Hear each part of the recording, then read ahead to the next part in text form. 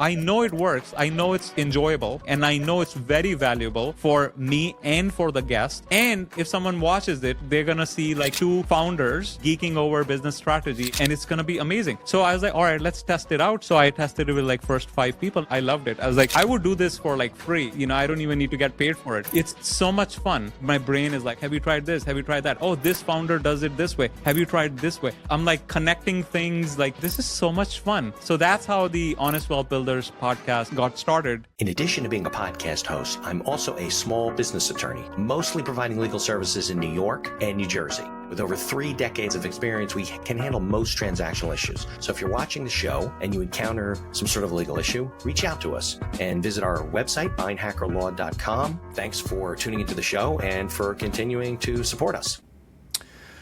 All right, everyone. Welcome back to another episode of the show. I'm Mitch Beinhacker, your host. Excited to have Abi on the show here today. We'll talk to him in a minute. I always remind everybody, if you're watching on your favorite directory, leave us a 5-star review whenever you can.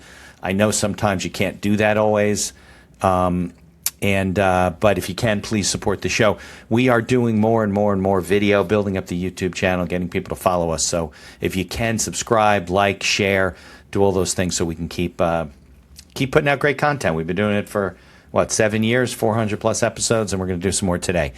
So I always remind everybody that these episodes are for entertainment purposes only, not a guarantee of success or advice of any kind. And if you want to make decisions based on something you hear or you think that's a good idea, don't do it unless you talk with local licensed professionals. So enough of that.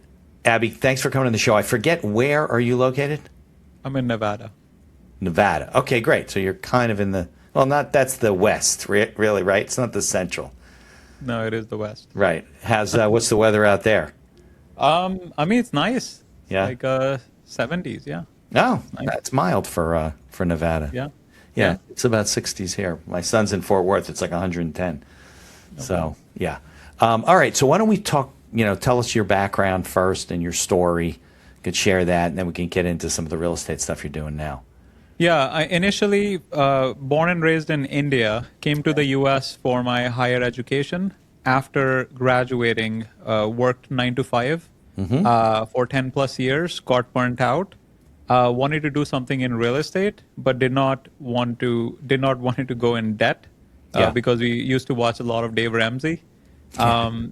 So we're like, okay, so we want to quit our jobs. We want to start a side hustle in real estate, but we don't want to take a lot of debt. So that narrowed, is like, we can flip houses, we can do apartment buildings, we can do commercial. Right. Then we stumbled upon land. Okay. So we saw this, I read this article where this guy was sending out direct mail letters to people who were behind on taxes, on their tax bill. And he would send those letters and offer to buy those properties from them at like 30-40% on the dollar. Okay. And then list it on eBay and sell it. And they were just raw land? It was just lots? Just raw land. Nothing This is on like nothing on it. This is Arizona, Nevada, California. These are places where, like, middle of the desert, no utilities, nothing. These are like you can't outside. Even live there. You can't live. You can't live there. I mean, you can, but it'll be like an off-grid type situation. Okay. So I was like, interesting. The cool part was that you can buy these properties for like sub $5,000, sub $10,000. Right, because they're small lots and they're not, right? Yeah. Okay. Yeah. I mean, it's not small. These are like 5-acre lots, but they're like middle of nowhere. Right. Yeah. It's nothing, right. So you can't do anything with Right. it. Yeah. Right. So we're like, interesting. So he's able to do it, and I don't have to go into debt. I can just use my savings. Right. So I was like, all right, let's try it. So I sent out like 1,000 letters, and most people did not respond. So people, Abi, he was kind of teaching you the way to do it. Like, where'd you get this list of people to send to? That was your business development plan. So this is publicly available information. So if you buy property, you can go to the county assessor website and grab information. Yeah. Right. You have the name and the mailing address. You don't have the phone numbers. You don't have the emails. Right. But you can get their address. It's public information. And right? does it tell you that it tells you whether it's vacant land or it's a home, right? Doesn't it tell you that stuff? Okay. Yeah, you can Is tell, there a and they stats? have a GIS, right? Yeah. GIS map, so you Okay. can figure it out. And then there are softwares you can use who pull it from. So if you don't want to do it manually, you can get a software subscription. They automate the collection process from the counties, Got it. and then you can just download it in an Excel. Like a mailing list company. Exactly. Okay. Exactly. Okay. So yeah, so I just like, all right, it's like whatever, 3 cents per record. So I'll Right. spend, whatever it needs to be, and I'll send this letter because it's not that much. So I sent 1,000 letters. Most people did not respond. Right. Some people who did respond, they're like, please don't contact me again. And Well, yeah, I mean, taking not a big risk, but there's a risk. You don't know if this is going to work or not. yeah. But the risk was really low, right? I Yeah. was like, well, it's not. We're just spending less than $1,000. Right. Okay.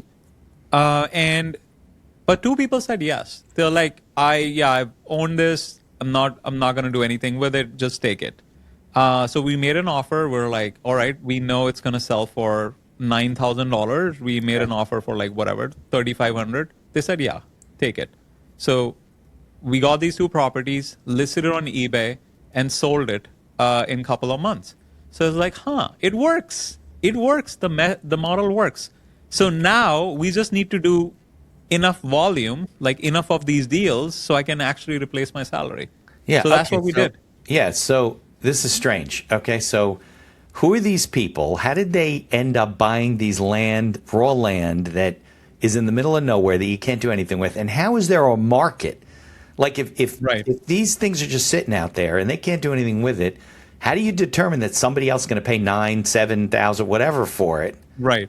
Yeah. So it's not like no one can do. We think that they are useless, but there are people who have unique use cases. So they will bring out their ATVs, or they might build like a shed, like a storage thing. So they'll live like 30 minutes away. They don't want to pay like for expensive storage. They'll just buy this lot and then put something small to store their tools. Yeah, of course. People will, like, a lot of people, I mean, you know this, like a lot of people retire and they buy this gigantic RVs, right? You can't just park them on the street, right? You're traveling. Right. If you own your own land, you can absolutely, especially if it's like just for half a day or something, you can absolutely park it. So people like collecting as well, just like gold. People are like, well, I know it's useless right now, but I'm pretty certain 20 years from now, either I'll give it to my kids or I'll keep it myself in my portfolio. And 20 years from now, if there's like a solar play or there's like a utility company running new lines, or a developer, like they're trying to build something, because cities grow, counties grow, they annex more land. Right? So a lot of these people are like basically speculators. They're buying these lots. And then why do these people want to get rid of them? They just bought them and nothing's happened. They're like, I can't deal with it. Right. So you have to pay taxes every year, right? Yeah. And taxes, even though they're not much, it might be like a couple of $100s, but they do tend to go up. And they send you notifications. You have to pay them twice a year, right? So it is a little bit gets annoying if you bought it on a whim. You thought you're gonna travel to Nevada when you retire, and now you're retired. You're busy watching Netflix, and like, yeah, I'm not gonna go to Nevada, right? And so they're like, all right, I thought I'm gonna do something with it. I'm not gonna do anything. Just and the reason they're selling for or giving it away for like 50% off, essentially, is because no realtor will take these, because realtor make money based on commission, and they can't make any money. $9,000, they're going to make $400. It's not worth their time. Just the fact that they go from a city to visit this property and come back, they just burned $80 in gas. Right. So they're not going to take on this listing. Right. So it's essentially, it is like a dead market. The only way to sell this is either you try it on like Facebook Marketplace and hope someone buys it, or you submit to like, we buy land kind of companies, which is us, or you receive a letter in the mail. You're not even thinking about this. You're like, I got this letter. They're offering this much. I don't want to do anything. I don't even know how to proceed. I don't even know how to deed it to another person.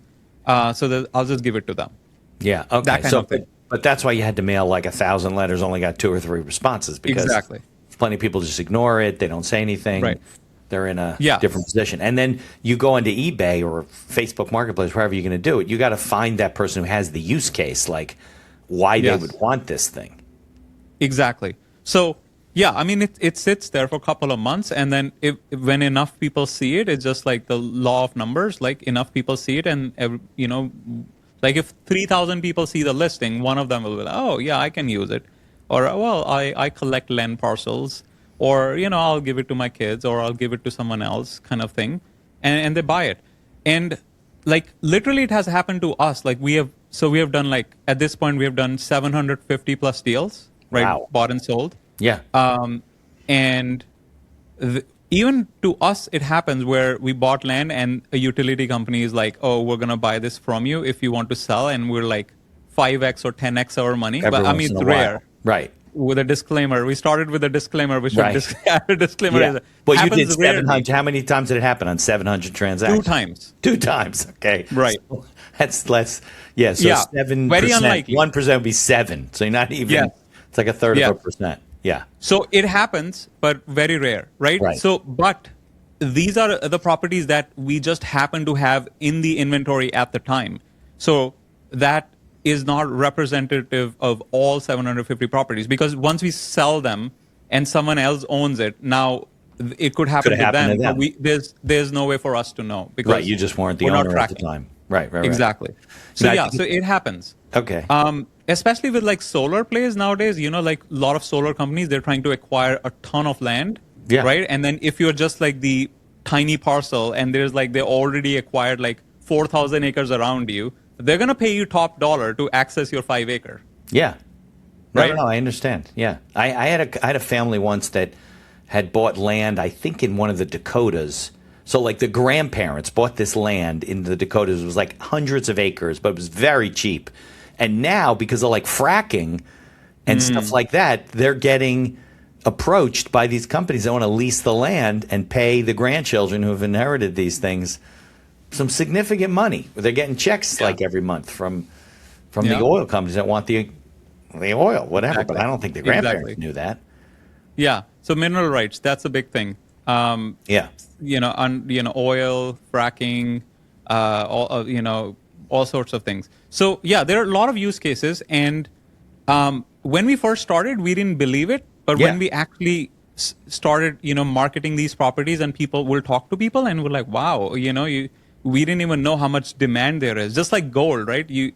Gold is not even producing anything yet. It's just. But there's a market for it. Yeah. Yeah, exactly. Similarly, like with land, there's a big market. It's just that it's not front and center because no one, there's no big corporation behind it. These are all small mom and pop shops like ours, because big hedge funds, the $9,000 property, $20,000 property is nothing for them. They go after like $500,000 houses, Right? Because they have like say 40 billion that they need to deploy. Yeah, they right? need to deploy. How do you deploy that into small lots all over the country? You'd never be able to do it.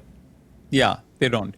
So that's how we got started. Okay. The mistakes we made the biggest mistake was we treated it as a side hustle in the beginning. Okay. Right? So we had 9-to-5 jobs. We'll be like, well, we'll do whatever we can. If a lead comes in, we'll respond whenever we can. We'll buy whenever there's opportunity. We were also started participating in tax auctions. Like when someone tax doesn't pay sale taxes. certificates, right? Yeah. So we were acquiring property through tax auctions, through direct mail, through online marketing, and then we were selling them slowly. And they were like, all right, we'll keep 20 properties in inventory at a given time. As we go lower, we're going to buy more, that kind of thing. So it was working, but it was slow. And the reason it was slow was because we were treating it like a side hustle. That was the biggest mistake, because we could have, it took us a long time to quit our jobs, right? So most of the land sells on owner financing. So people will be like, well, I don't have $15,000 up front, just like a car. I'll give you $1,500 down, and I'll pay you $500 per month for the next few years. So you're financing it. They're not using a bank. You're the finance guy.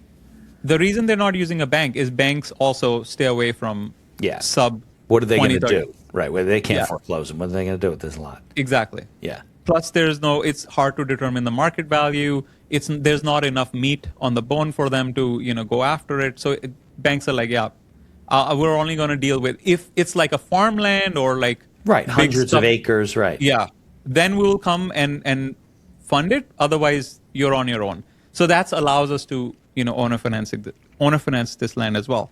So we started getting like this, although it's not passive income because it has an end date, right? Right. Unlike like a dividend stock which is forever. Right. So it's a semi-passive business model where we're getting this monthly income that keeps on growing. And we were like, all right, this monthly income, when it hits my wife's salary, she's going to quit. And since I was making more at the time, I was like, all right, and when it hits my salary, I'm going to quit. Okay. So as soon as it hit my wife's salary, she quit. And then a few years later, I quit. And then now we run it, like we're both employed by the business. So you basically have these streams of income that are maybe several years, and then it gets paid off, and then you got to just keep replacing them. Yes. So you keep. Yeah. But I guess your risk is small, right? Because if somebody's paying you $15,000 for the lot, you didn't pay $15,000 for it. You probably paid $5,000 for it. If you got Right. $1,500 up front, your loss could only be the difference between. Right.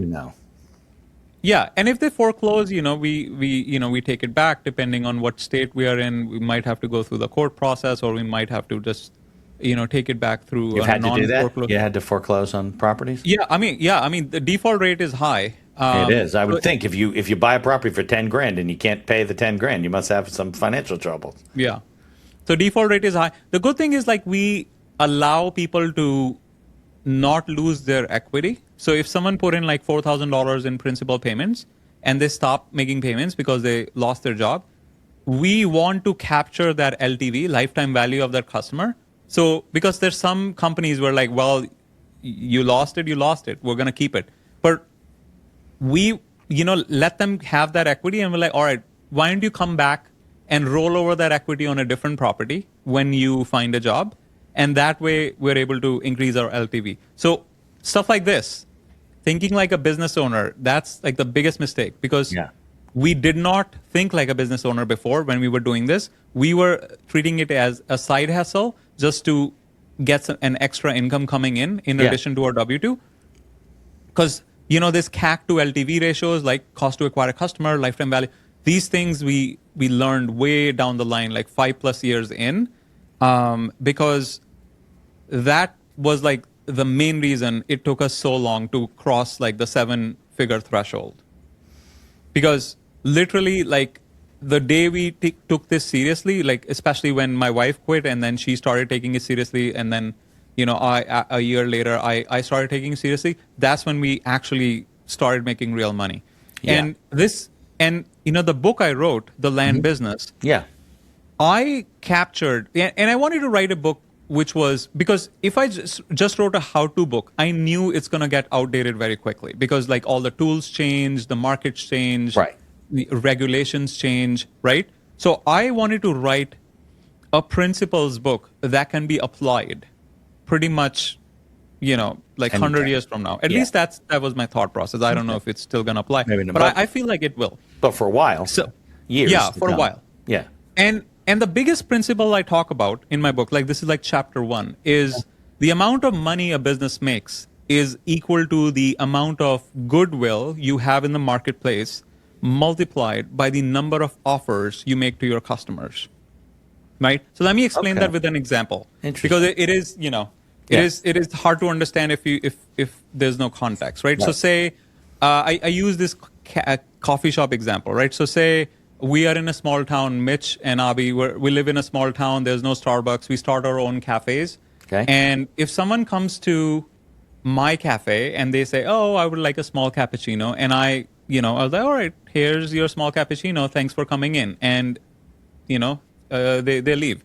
They come to Mitch's coffee shop and you have a nice conversation with them. They ask for some small cappuccino. You're like, well, you should try, you should really try to upgrade to medium, because, you get a free croissant with it, because we have a special going on. You should try this foam art thing we have been doing. It's really popular. You should try the pastry, whatever, right? So you're having this conversation and you're you're making multiple offers. Right. Like you're making upsells. You're doing like, oh, you try this, try that, Right. Kind of thing, right? So assuming in the same town, there are 100 people coming to my shop, my cafe, and 100 people coming to Mitch's cafe, you can imagine at the end of the year, if you are making 5 offers or 6 offers per customer, and I'm only making one, basically whatever they wanted, Right. you can clearly imagine that your revenue, if I made $100,000, you might be at 500,000 because you're making so many more offers, right? And the upsell offer that you're making is probably a higher ticket than the initial thing that they asked for. So if the coffee small cappuccino is $4 and you upsold them into a medium plus a pastry plus whatever, like croissant, that might you increase the cart value from $4 to maybe $16. Right, with a higher profit margin. Right. Exactly. So I might make 100K at the end of the year. You might make 500K, right? So that's the number of offers part of the equation, right? So if you want to make more money in business, you got to make more offers, right? Now, there's also goodwill in the front, because if you do not have goodwill in the marketplace, like there's no trust, people don't know you, right? So like, let's say, same example, right? I just moved to this town and I opened this cafe. Mitch has been living there for 40 years. He goes to community events. People know him by name. You know, you go to each other, either like birthdays and you know, like pretty much everyone knows you. When you do an upsell, people are like, oh yeah, we know Mitch. Why would he give us a, you know, if he's saying this foam thing is on the top of the ladder is popular, I want to try it as well. Right, because they trust me. Sure. Exactly. So goodwill is extremely important, right? So as long as you have goodwill, it allows you to make more offers to your customers, and they're more likely to be accepted, right? So that's the formula. The amount of money you're making in a business is equal to the amount of goodwill you have in the marketplace multiplied by the number of offers. Now, the mistake that we made is we were making one offer per customer. For the first 5 years we were running the company. Someone will come to our website. This is selling, when you're selling the property. We're selling, yes. It's all on the sell side, right? Okay. So someone comes to our website, they say, oh, I would like to buy 5 acres in Nevada. We'll be like, perfect. Here's how much it costs. They give us, assuming it's a cash purchase, they wire the money, we give them the deed, and we record it, and thanks for coming in, right? Just like I was running my cafe, right? Coffee shop. Whereas now, when they come in, let's see, right? Yeah. They'll be like, oh, that's interesting. You want a 5 acre in Nevada. You know what? We just acquired 20 acres, like literally 5 miles from here. And it has better road frontage, and you know it has closer to utilities, so you're going to save money in the long term, right? So upsell offer, right? Well, would you like, and if they say no, I'm fine with 5 acres. Well, would you like us to do a soil perk on the property, so you can install a septic? Would you like a survey on the property? Would you like us to fence your property? What you're going to say, what the upsell is going to be? Yeah. Would you like us to provide concierge due diligence services with the property? Because, as you say you want to build on the property, you'll need permits, you'll need architecture drawings, you'll need approvals. Like, you want us to walk you through, because we have experience working in this county. We know officials and all that stuff, right? So all those offers we started making, once again, before we started making these offers, we had to build goodwill, right? So how do you build goodwill, right? So we do a lot of social media content. We go live every day on YouTube so people can see we're a real company. We wrote books. I wrote a book. My wife wrote a book. Her book is more about property due diligence, land due diligence, and mine is about scaling a company. But all these goodwill activities, and we call our people. If someone buys on terms, we're do monthly check-ins, we make sure they're taken care of. We let them roll over equity. All those things we're doing that our competition is not doing, because we want to distinguish ourselves and add goodwill in the marketplace, which allows us to make these additional offers, which increases our average cart value, right? course. And we make more money. Right, and you have a happier client who gives you better reviews, who tells people about you and has a good buying experience. I understand that. So you started building in these services, right? When you realized, wait a second, we needed to do this for when we bought it. So maybe we can arrange. We can. Right. Now, did you start a survey company, or did you form relationships with companies that you could refer back and forth and make money that way? Yeah, I mean, it's an affiliate relationship. They, we refer to someone and they give us a kickback, right? But there are certain things that we can fulfill in-house, like concierge service, where we can help them with permits. So for that, we would, we keep all the money in-house. And there are the other things we help out with, like if you're late or if you want to miss one payment, 2 payments, we can give you extra, if you pay extra $9, we can add more protections on your plan, stuff like that. We keep on tweaking and testing new offers and see what works. And then if a lot of people are taking it, we make it part of our stack permanently. Yeah. So that was one of the biggest principles that kind of changed the trajectory of the revenue of the company. The other thing was understanding CAC and LTV, right? Cost to acquire a customer and lifetime value. Yeah. So essentially, there are two ways to make more money in business, right? You can spend more money on marketing to acquire new customers. It's more expensive, right? Yeah, which is very expensive, right? Or you can make your existing customers more valuable. Yeah, well, that's exactly what you're doing. You're making them buy 4, 5, 6 different services instead of one. Right. So first few years, we didn't understand this. We were like, oh, we'll just spend more and more money on ads and acquire more and more customers so just we can sell more. They're all one-offs, basically. Exactly. Yeah. That's transactional side of style of running the business. But then, once we understood the value of lifetime value and why the focus should be on that part of the equation. Yeah. It completely changed the game, because now we're like, oh, the customer is the asset. Unlike traditional real estate where you're buying a house and you just keep renting them, right? You keep renting the house and the house is the asset. In our business, land, we deed it to them. So there is no asset, but the customer is the asset, because we can resell. They can refer us to other people, and that referral can refer to another, right? So it's like, if we focus just on the customer, just obsess over the customer, just like Amazon does, because Amazon products are also not assets, they're transactional. Right. So you have to focus on the actual customer. Right. And that's where you skyrocket the LTV. Right? Yeah, no question about it. So the focus went on building good relationship, showing up for them, doing face-to-face Zooms. Before we used to do phone calls. We're like, yeah, we're not going to come on Zoom. But now we're like, we push them. Yeah, then they see you're a real person and you got a personality and you're nice and you're thoughtful and all that kind of stuff. Now, was this something, look, I've been practicing business law for 33 years. I've worked with thousands of businesses, interviewed hundreds of people. I know the ones that are successful who really focus on the customer experience, customer service, what their customers want, and they do. They figure out, okay, fine, I don't want to find another 1,000 customers. I want to continue to do business with the people that I build relationship with. Was that something that you came to a conclusion yourself? You took a course, you read a book? What happened? How did you come to that conclusion when you're like, well, wait a second, what are we missing here? Yeah, I mean, a lot of the learnings, from the usual business books by Russell Brunson, Alex Hormozi, and all the OGs in the business, is just that it didn't hit right away. It took repeated reminders to kind of internalize.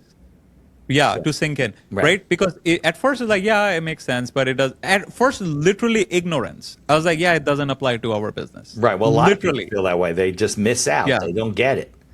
Yeah. Yeah. Because it works for him. It's not going to work for us because we're like a special snowflake. In our world business. Applies to everyone else but you. Exactly. Right. That was complete ignorance. But once we start internalizing it, because it's also we were forced into doing the right thing, because the ad costs, they just keep going up year after year. So after the pressure, you're like, this is crazy. We're just always placing ads. We're looking for new property. How long can we keep doing this? Exactly. It's just ridiculous, right? Like Facebook ads when we first started in 2018 versus 2026. Oh, they were like nothing. Oh my God. Days. Yeah. Now it's like major expense. Right. Yeah. So it's just the CAC keeps on going up. The LTV keeps on going down because of more competition, right? If you're not doing multiple offers or reselling to the same customers, the profit margins keep on going down because as more people become aware of this strategy, they're like, oh, if Abi can send some letters and make 3x on his money, why can't I do it, right? So now, it's more competitive. So we used to make 3x, now we might make 2.5x, right? It's getting squeezed, and maybe few years from now we might go down to 2x or 1.5x, right? So how do we run a sustainable business that will last forever, right? So you have to focus on LTV. So you have to take care of your customers. That also means more work, right? Which some people are not. Like I have a podcast as well. I literally interviewed my last person I interviewed. They're like, yeah, I'm not going to work more than 20 hours. Like that's There's no that's way. the most I want to do. Yeah, life's a choice. I mean, that's fine. But you're right. You hit it, you do it, you go on. Some people don't want to be bothered with. I know a lot of salespeople that do that. They don't come back. They're off to the next one. And if you don't, what's the word? If you don't create the stickiness in a relationship, it just becomes more work. You're working longer hours for less business, for less results. And the ones that have really mastered the keep in touch, relationship with a client, because I'm sure even people, maybe you upsell them a couple of times for one transaction, but you'd like to do other transactions with them over their lifetime. And stay in touch. Yeah, absolutely. Yeah. So so that was one aspect, to make more offers to increase the average cart value. Yeah. But also referrals. That's a huge thing. Yes. So I had a founder on my show, and his company, he's been in business for like 40 years. He makes like 50 million plus. So I was like very fascinated. This is like the biggest guest I've ever had. Yeah. So I was like, I am like fascinated by what you have built. Please, let's draw a pie chart on your customer acquisition. Like, what are the sources? Where are these people coming from? Because clearly, I'm always curious 50 about that. million plus, revenue. It's like a huge achievement. And usually, I would have people who are making like 5 million, and they'll be like, well, it's complicated. I have 5% coming from Meta ads, 7% coming from Google PPC, 10% from referrals. 15% from podcast interview. Like they'll be like, we're going to spend like 15 minutes just to draw that pie chart. And this guy is like, Avi, we don't have to draw a pie chart because everything comes from one source. What? What are you talking about? You make 50 million. How can every one come from single source? That makes no sense. So it's like, what is that source? And he's like, referrals, word of mouth. Like, existing customers refer to new customers, and they refer to new customers, and they don't that's just like flywheel effect. And it's like, how do you do that? I want that. Like my referrals in my business is like 15%. How is yours 100%? That's absolutely bonkers. How do you do that? So basically he says, well, it's a mindset thing. You have to literally think of every client that comes in, how you can provide them more value, like delight them and provide them ridiculous amount of value where they're so delighted and they're like, wow, I can't believe you did so much. Right. And then they tell the next person. Yeah. And then it repeats. Yeah. And after 10 years of doing this, you stop your Meta ads, you stop your Google PPC because you just have, he said literally, while we were talking, like I do 90-minute podcast. He's like, while we were talking, I got like 9 new leads. That are just coming in the door. People are calling them. Yeah, people calling, people emailing because they want to work with him, right? And he has to like reject a lot of them because they're like unqualified. But yeah, that's the game. So like Coca-Cola, right? Like they spend ridiculous amount of like ads, branding and all that, right? And then, people, and once they come in, they're like stay Coca-Cola customers forever, right? And then they tell their kids, their friends, right? That kind of thing. So you want referral is so powerful. And the only way you can build that, the flywheel of referrals, is if you focus on LTV and take care of your customers and over deliver on every transaction. Yeah, no, absolutely. Look, I think that's the nirvana, right, of being the business owner, where everyone wants to come to you and everyone tells everyone else to come to you.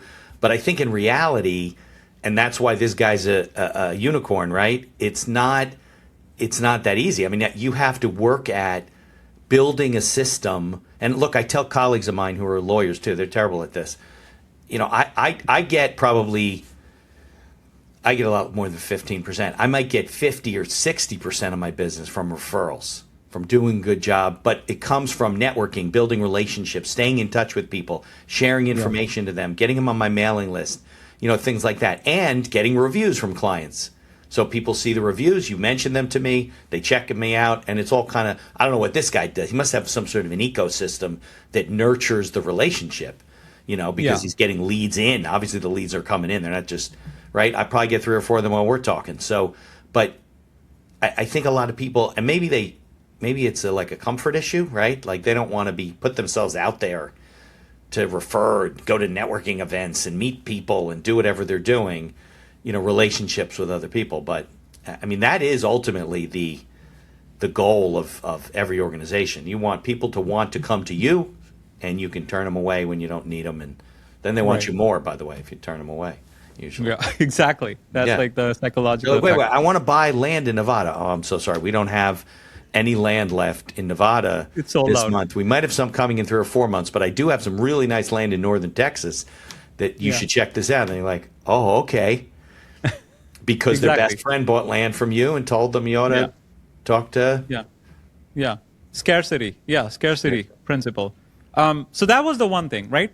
Focusing on the lifetime value, you know, increasing LTV, because CAC, cost to acquire customer, keeps on going up, right? So that was the big learning. The second big learning was sales. So I come from computer science background. My wife comes from architecture background. So we had like zero sales no sales overlap, experience, right? So we had to learn the hard way because we literally had no idea what we were doing, right? So we, you know, after a few years, we're like, all right, we should take this seriously. So we started taking sales trainings and whatnot, courses, online still courses. Still in part-time though, right? You're still working. Still part-time, yes. Right. So pretty much every sales training I took, they were teaching about one thing, which is objection handling. When you're on a call with a lead and you're trying to sell something, they're like, oh, I don't have the money. Oh, I'm not ready. I need to check with my wife. I'll think about it. How about you call me in a month? That kind of thing. How do you handle these objections, right? So that was like pretty much the extent of most sales training. Right. But after doing it for a while, what we realized, the biggest thing that moves the needle is speed. Maybe you're getting your calendaring from one software and you're invoicing from another. Evenue is a platform that we use as one of our sponsors to run our entire business. And there's other features like auto payments and integrations with QuickBooks. Visit evenue.com, EVONUE.com to learn more. There's also a link in the show notes. And be sure to tell them that the Accidental Entrepreneur referred you. This podcast is brought to you by our affiliate sponsor, iEmployee. iEmployee is a virtual assistant service that hires almost anyone for any role in your company right out of the Philippines. Most roles range from $7 to $9 an hour for highly skilled and experienced VAs. And whether you need an executive assistant, social media manager, video editor, customer service, sales, you name it, they have it. We use iEmployee for our VA services, from editing and promoting the podcast to all the PR and promotion of our law firm. iEmployee acts as a virtual field supervisor on the back end with live video monitoring and reports on a daily basis with screenshots of your VA's workday, and along with complete HR and payroll duties. No more paying for overpriced and underqualified workers. There's a link in the show notes to get a 1-week free trial, and I encourage you to take advantage of it. So, and the way we found out was we had this buyer, potential buyer. Okay. He submitted a request, you know, like filled out a form on land.com that I would request more information on this property. And we reached out to him like, you know, next day, it was like 7 p.m. We reached out next day, 9 a.m. in the morning. And I was like, oh, yeah, I already bought land. I was like, what do you mean? You just submitted 7 p.m. I submitted like 15 requests and one person came back and I signed the contract. So thanks for calling, but I don't need land anymore. And my brain was like, whoa. Yeah, no, things Right? move very. I get sometimes people call me about an attorney. I get back to them in 2 hours. They go, "Oh, I'm sorry, we hired somebody." I'm like, "You hire somebody in 2 hours?" I mean, at some Yeah. point, you make yourself crazy, and you can't. I think that if somebody sends you a thing at 7 o'clock at night, getting back to them the next morning is beyond reasonable. Like, Exactly. Yeah. you don't need to fight more than that for a piece Yeah. of business. That was a Right. little extreme example, right? No, but it's just crazy. Like, so it depends on the land as well. If it's like a cookie cutter desert square that like 50 other sellers are selling, right? So Yeah. it depends. So we have services where, if it's between like a certain time frame, we try to respond within 60 seconds because 60 we're like, seconds? yes, we used to be 5 minutes and now we're down to 60 seconds. Although this is our goal. Sometimes there are like 5 leads at once and there is no way we can respond in 60 seconds. Right. But that's our like, so I have a team of 18 people now, mostly offshore. So it's my wife, me and my wife in the You US. mean the team's offshore? Yeah, the team is Got it. offshore. So 16 people in the Philippines. And they are like, half of the team is like on the sales front office. So if a lead comes in, they're like calling back right away. You put something on the website, it goes to them, boom. I got to say something. I just recently was looking at my auto insurance, and I was like, you know what? Our auto insurance has been creeping up. So I go on this website to get quotes, and it comes back and it says this one company is the lowest quote. And I was like, all right, so I got to look it over and see what the quote like. I can't tell you within, like you said, 30 seconds, I'm getting Yeah. text messages, phone calls from the other companies, the ones that they said were too expensive. And Yeah. and they're emailing me, texting me, hey, listen, this is my last, but I figured I'd check with you. You're still in the market for that. Unbelievable. And probably a lot of it's AI now, right, where it just automates everything. But you're right. I guess depending on the industry, if you got somebody that's looking to buy, that's like on fire, right? That's a lead that is on fire. Yeah. So you want to like get there. It's not like somebody says, hey, listen, Abby told me to redo my wills, and we want to make an appointment with me and my husband for a couple of weeks from now. Can we do that? Call me when you get a chance. It's not like that. This is like, I'm going to buy this one particular piece of land. Will you sell it to me? So I'll tell you why these big companies are calling you within 30 seconds. Yeah. So there was a study done, and don't quote me on the numbers because I don't For remember those the exact listening, numbers. don't hold you. Right. Got it. Good thing we started with a disclaimer. Yeah. So if you respond to lead after 60 seconds, you lose like 80%. It's that of high, you think? possibility. Yeah, it's extremely high. Yeah. So, and that's the reason why, like all these big companies, Fortune 500 companies, they know this. Right. They're like, we're not gonna lose. We have $1 billion. Right. We're in going to profit fight our last way year. in. Yeah, we're gonna hire an army to make Right. sure we hit that 60-second metric, right? Yeah. Or AI, right? Doesn't Right. matter. So it's so critical because people are like, when they're buying land, they go request, and if I reach out to them and I start a relationship and we have like a 30-minute conversation, we book a follow-up call, right? And we send them information, and they checked out our website, they looked at our live streams, right? Next day, my competitor responds, and they don't have any advantage because it's like the similar piece of land in area, everyone going for similar prices, right? Because it's like more of a commodity. Yeah. They have zero chance. Why would they restart a conversation, like restart Right, a they don't wanna be relationship bothered. with a random, right? The lead is like, dude, I'm moving out. I'm gonna build a mobile home here. I don't care if it's on street A or street B. I just want to move. Right. So they have an immediate problem that they need to solve, and if you are the first person that shows up and you start this conversation and now they're invested, they are less likely to go to your competition. It's that important. Right. Especially since they're invested. So now they're thinking, well, wait a second. If I switch to this other guy, I just spent all this time with this first guy, and I had a good rapport with him, and now I'm going to screw him and go with the other guy. Like a lot of people aren't comfortable with that. Exactly. I think it's interesting because you're right. All these certain kinds of businesses, you just got to fight for these. Cars. You go on a website, you're looking at cars. Next thing you know, you're getting emails from everybody in there. Are you looking at a car? You're like, no, I just like that. I just saw a picture. I don't know. And they do. But there are. That's why it's because of metrics. Somebody says, why do people send so many emails? I get all these junk emails because there are statistics that show these retailers that out of 1,000 people that they email too often, 10% of them are going to buy.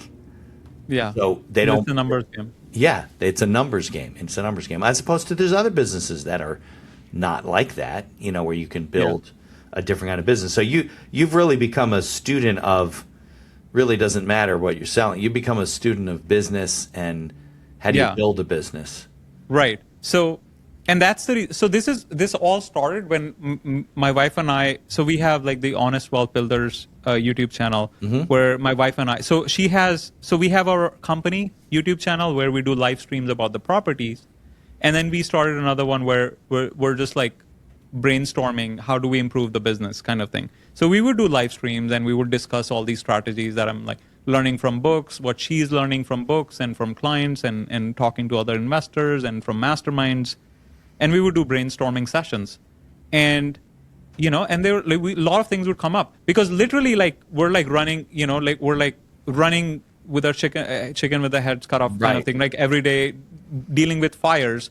And these live streams between my wife and I were the only time in the day where we're like 100% focused on just working on the business and not in the business. Good, you did that. Right? A lot of people don't stop to do it.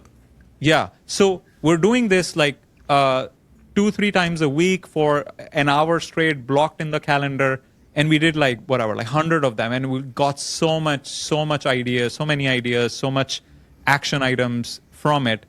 And it moved the needle. Stuff like speed to lead and the other things we can talk about. Were people tuning in? Were people tuning in and watching and subscribing? Yeah, I mean there are a few people here there, but it's not necessarily for it was more of a exercise. It was a good exercise for you guys. Yeah, because we want to document it for our team, for our kids if they want to ever take over the business and all that. So we're documenting our journey and our thought process. Interesting. So a lot of good things came out of it. And then I had an idea. So when I was like pitching, going to podcasts like this and showcasing my book and all that, I was like, and some people were like, well, do you have a podcast? Not really. I don't enjoy, like an interview style. And I was like, wait a second. I don't have to do interview style. I could just do strategy sessions with other founders. Yeah, of course. That'll be like a cool angle because then I know it works. I know it's enjoyable for me, and I know it's very valuable for me and for the guest. And if someone watches it, they're gonna see like two founders, right? Geeking over business strategy, and it's gonna be amazing. So I was like, all right, let's test it out. So I tested it with like first 5 people, and I was like, I loved it. I was like, I would do this for like free, like I don't even need to get paid for it. Yeah, it's so much fun because I'm like my brain is like always say, oh, how have you tried this? Have you tried that? Oh, this founder does it this way. Have you tried this way? Like it's like I'm like connecting things, like things are coming to me, and I was like, this is so much fun. So that's how the Honest Wealth Builders podcast got started. So I've done like close to 60 episodes now, or like 60 strategy sessions. My goal is to get to 1,000. Yeah. And that. I feel like, if I complete 1,000 strategy sessions, I will have some authority. Like I could, so. I think you'll have it before then, but yeah. Yeah. Put it on my LinkedIn profile. I've completed 1,000 strategy sessions. So it's like, well, clearly I know some things about business at the very least. Well, that's what's good about podcasting, because it's you can come together and have really good conversations that are valuable. I mean, maybe you and I aren't signing a deal with Spotify tomorrow, but we're sharing good ideas and our experiences and learning at the same time. Like the guy you said, you were so anxious to see the pie chart and how all these different avenues that he brought people into his system. Because I'm always looking at that too. If you're going to build a law practice, I coach guys. You got to do this and this and this and this, and you build the pie. And it's like a wheel and a spoke. This guy was like, I just get referrals. Like that blew your mind. Yeah, that it's possible. Yeah, exactly. So those were the learnings, and then one key learning. I know we're short on time as well. So good. Okay, perfect. So one big learning was how we think about growth. Okay. So that's another thing that came out of this. So before we were like, so right now we're at like 1.3 million in revenue. We're trying to get to 2 million. So we're thinking like, well, what's the fastest way, best way to get there? And we used to think of growing or scaling a company as, we need to do more deals, or we need to spend more on ads, or we need to increase the average cart value. Right? Traditional style. But over the course of last 7-8 years, what we have realized is to scale, to get to the next level, whatever that level is, from 500 to 1 million or 1 to 1.5, right? You just have to focus on getting better. Right. So what does that mean? So for example, if we have a sales process, like if someone, just like we talked about speed to lead and all these best practices, and we're able to convert more people, that means we're selling more properties. And if we have this LTV customer success function running where we're reaching out monthly, we have a good process, people are buying more properties, that means we're selling out quickly, which means we can buy more property. So the focus needs to be on getting better. Your business needs to get better, your sales needs to get better, your CS needs to get better, the acquisition needs to get better, right? As long as the focus is on getting better, the growth, the scaling takes care of itself. Comes as a result. Exactly. Right.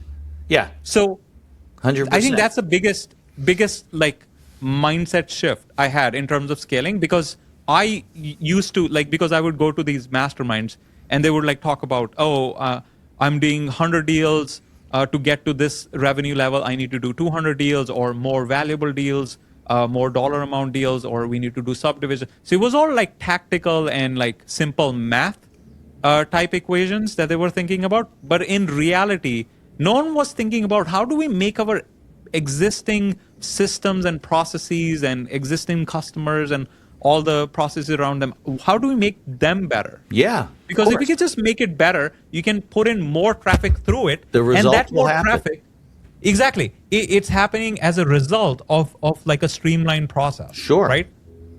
Big mindset change. So now when we talk about, we're trying to get to 2 million, the focus is not on, how do we acquire more properties? It's how do we make things better for our customers so they just naturally buy more? Right.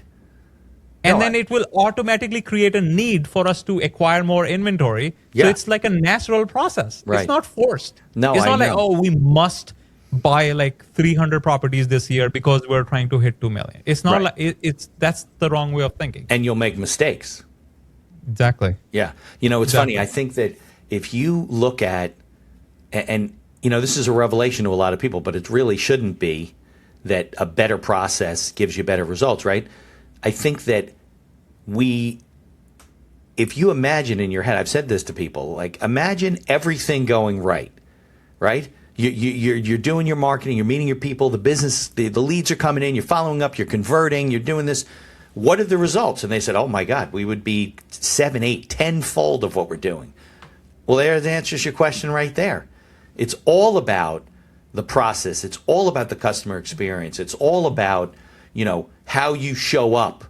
Even if you don't sell online, right? They check you out anyway, right? So how you show up and how the whole kind of system works, because the results will be you'll make more money, you'll make more sales, you'll increase your revenue.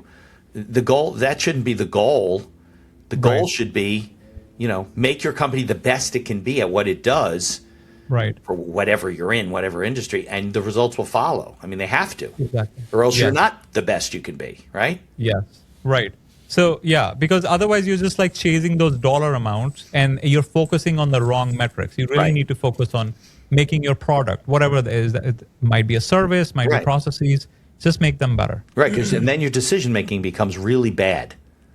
Right. When you're right. Because then you're going to start buying properties that really shouldn't be buying because you're not following the process that you were using to make the decisions to close the clients and all this type of stuff. And next thing you know, you're like, I don't understand. We closed 3 times as many properties, but we're losing money because you're doing something wrong. Right. Yeah. So we talked about sales. We talked about business strategy. We talked about, the mindset on how to think about growth. The final thing I would mention is, so I have 40 principles. So I'm just putting the best ones. Yeah. So we can condense. We'll put a link in the book. We'll put a link to the book in the show notes, and people can check it out. Absolutely. Perfect.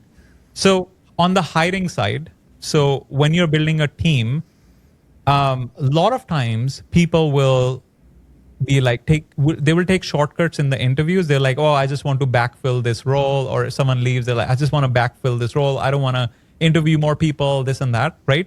But what I realized, so building a team of 18 people, we started with just me and my wife, right?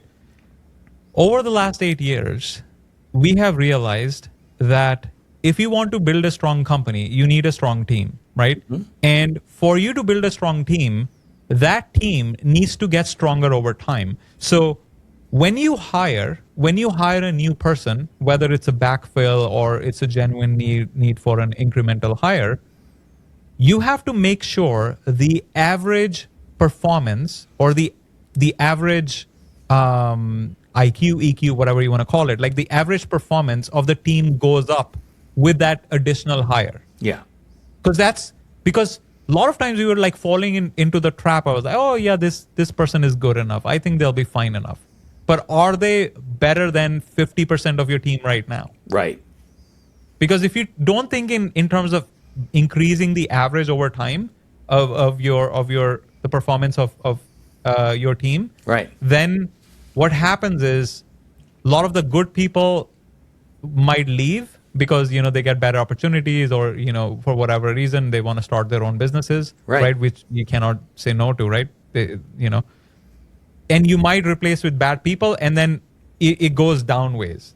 Like I saw that in my corporate career, where I would like switch from one company to another, and then pretty much everyone is a low performer. And I was like, how did this happen? And then I do investigation, and I find out that the previous manager was just hiring, like all the good people will leave, and he will just hire like whatever, just make they're good enough. Right. And over time, all the good people left, and it was like the whole team of like 20 people is all low performers. Right. And I was like, I don't want that to happen to my company. Right. So as long as you're always thinking in terms of, oh, is this person increasing the average of the team, and the averages are always going up, that helps when you're trying to scale. Yeah, no question about it. Because a lot of times some of these managers, they want somebody they can control, somebody that won't leave, somebody that listens to them, somebody that looks up to them.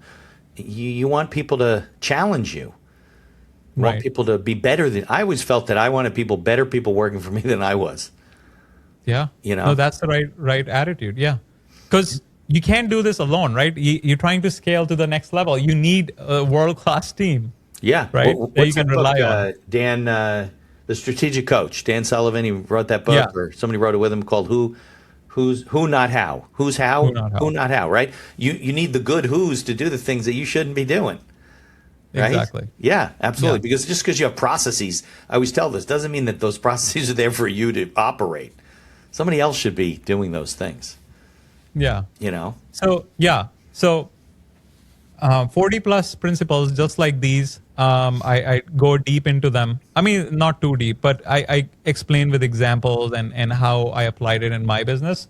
And once again, the goal was to write a principles-based book so that it doesn't get outdated, and I can like continuously update them, like add as the learnings improve. Mm-hmm. I like keep on adding to them. So it's like volume 3, yeah.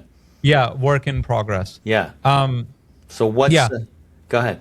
Sorry. No, and on the I was thinking about the content side as well. Another tip or a framework to think about when you're producing content, because a lot of these days everyone is on social media, and we used to make this mistake a lot, where we're trying to produce a piece like evergreen content, and we'll just think of a topic and just like write a script and record it. But what we really found is that if you want, when you're doing producing a piece of content, you have to be intentional about it and think of it as a lead magnet. So make sure that it's solving a narrow problem, or it's providing a complete solution to a narrow problem as part of that video. Like if you're doing a YouTube video, you're like solving that. It's like, just to give you an example, so we recently did a video on like, we buy this in this particular county in Florida, and we were like, well, these are the 7 things you need to look out for before you buy land in this county, right? So even though it's a very specific video for that county, but it's solving the narrow problem of buying land, of buying residential land in that small county, right? So that was like a big thing, because before we were like clueless, like especially, you're like, millions and millions of YouTube videos getting uploaded every day. So if you're not intentional, it's easy to get lost. So that was one of the recent learnings as well that we had. No, it's the concept of niching down with what you do. Like everybody wants to be everything to everybody. You can't be that. So be very good to whatever marketplaces you want to serve. What your client, I'm sure you don't want to do land deals with everybody. You're looking for the people that you, like you said, for whatever reason it is, they're looking to glamp. They're looking to put their RV. They want to store something. Right. That's not a huge marketplace. You want to find those people and not try and sell something to everybody. That's like selling something to nobody. And I think people miss that. They think their business is going to decrease by niching down and being very specific about what they do, but it's actually the opposite effect. Opposite, yes. Yeah. Perfect. The opposite effect. Yeah. The more dialed in your avatar is, right? The better your marketing copy will be, because then you're targeting very specific type of person. Right. Very intentional. As opposed to just trying to capture everyone, and then you're not going to get anyone because no one can relate to it. Right, exactly. Nobody relates to it. Okay, so you still got your land company, right? You're building that. I'm sure you got your people working on that. You're now giving advice and the podcast and everything. So what's the future for you? What's on the horizon that you're focusing on now? We have one goal to scale the company to as high as possible and use our learnings from the podcast and document the journey. But from the business goal is to, get to 10 million plus in the next 4 years. That's the goal. And then what do? Do you sell the business? Is it saleable? Because if you stop working, right, like you said, won't that income start to trail down slowly, right, as those notes are paid off, right? So right. Yeah. No. The goal is not to sell the business. The goal is we're at this point where we don't actually need more money. It's more of a game now, right? Yeah. Because we have enough, right? And we don't have we're not luxury chasing people, right? We're happy with what we have. So now it's become a game. It's become it's almost like playing a video game, and the scores are the revenue we generate every year. If tomorrow you liquidated your portfolio, you took those notes, you sold them off at a discount, you'd be fine.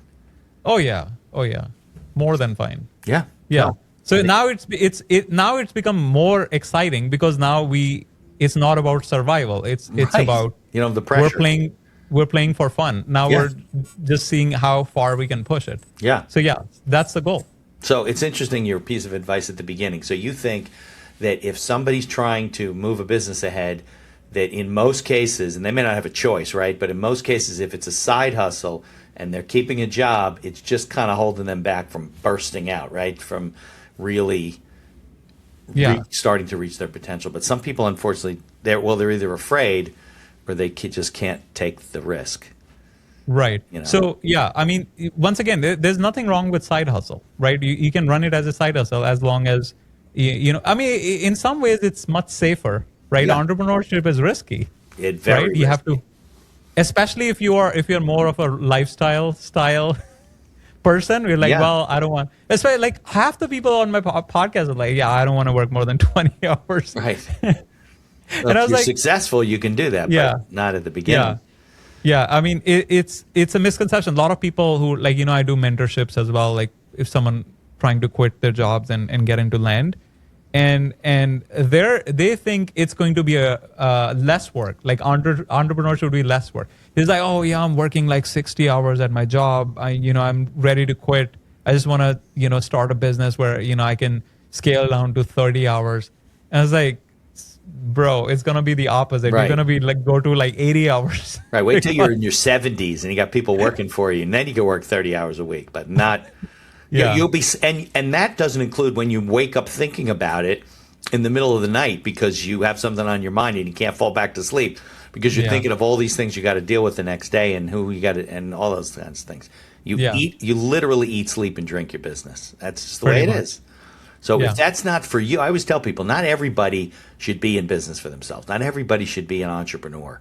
If you got the stomach for it, if you got the the go-getiveness, is that even a word? The perseverance, the interest in learning from people like you and other people, right? Because you learned from other people and you started putting it together. It's out there. It's not a secret. It just, the secret is that it's not a secret. That's the secret. Right. So you just got to spend the time learning.